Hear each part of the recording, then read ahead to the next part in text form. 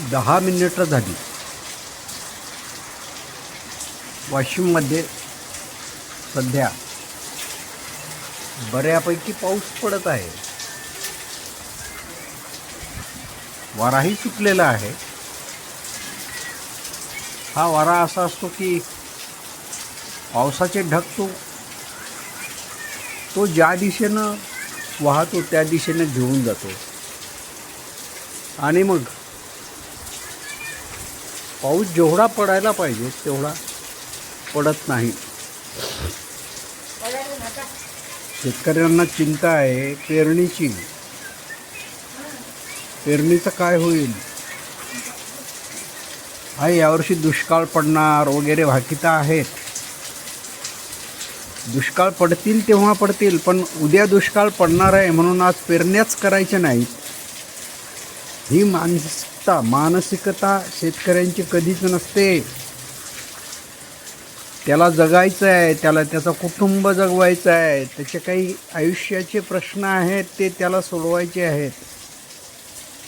सरकार काय काय करेल आणि कुठवर पुरवेल?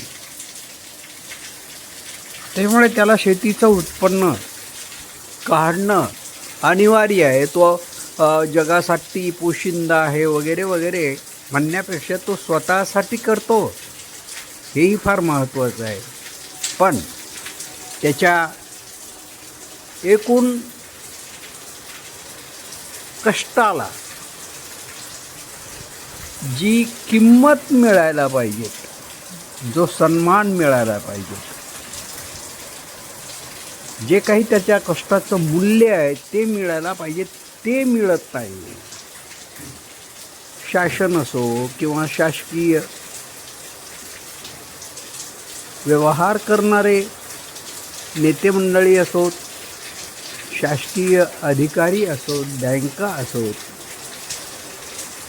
सगळेच त्याचं जसं जसं शोषण करता येईल तसं तसं करत असतात. आणि मग चिंता वाटते की खरंच या शेतकऱ्याचं काय होईल? कोणी धनको जे संख्येने 1-2 आहेत तेच देश चालवतात.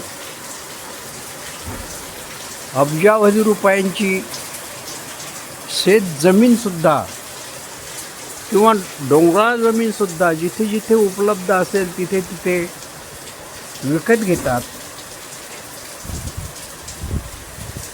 समृद्धीसारखे महामार्ग निघतात, त्यातही शेतकरी नागवला जातो. हे सारं होत असताना याचा कोणी विचार करत नाही की अशा उपक्रमामध्ये एखाद्या शेतकऱ्याचं झालेलं नुकसान